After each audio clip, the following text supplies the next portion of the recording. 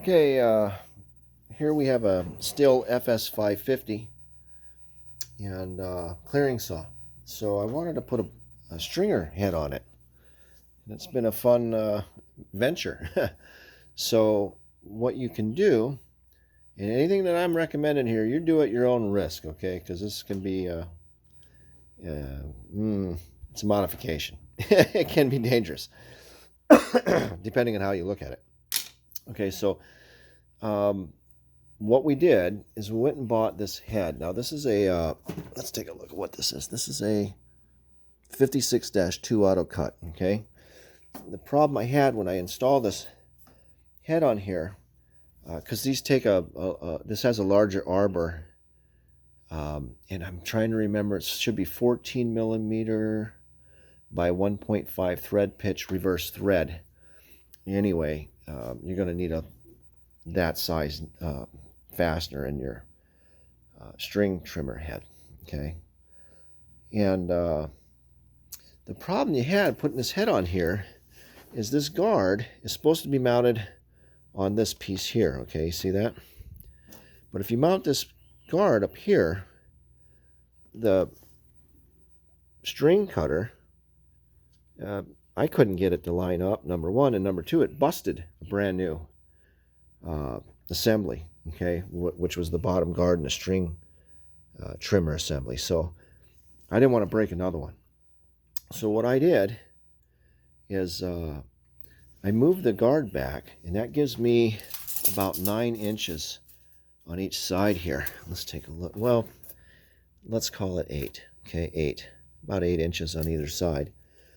So that's a 16 inches of string plus the width of the head. Should give me about another 6 inches. 16, 8, 8, 16. About 22-inch cut. Almost 2 feet. Which is what I wanted to do. The problem is you're going to have something to trim your string down. So what I did is I got a piece of stock metal and put this on. Now, just the force of the string hitting this, I just tested this, is enough to take that string and break it. See, it'll take it off. So I didn't sharpen it, okay? Don't need to.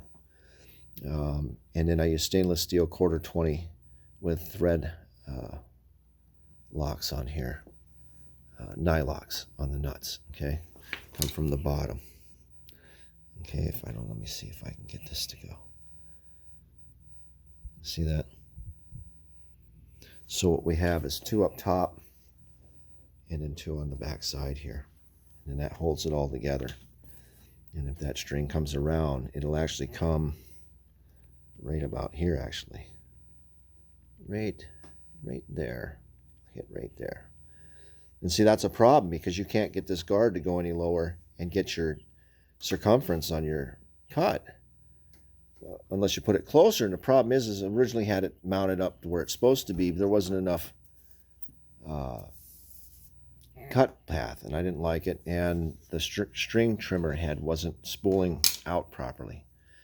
Wasn't enough string, in my opinion, out of the head to give it the momentum to pull the string out when you went to get more string out of it when you bumped it. So anyway, that's what we did. So this is working pretty good. Hopefully that helps somebody out that's dealing with this. This brush cutter was originally, from my understanding, made to just have a blade on it. Okay, so this is what we did to accommodate this, because you go in and you take down the thick sticker bushes, and then you can take down your saplings, but then you always get that garbage that grows up behind that, and you don't need a blade to take that down. You need a good strong string trimmer.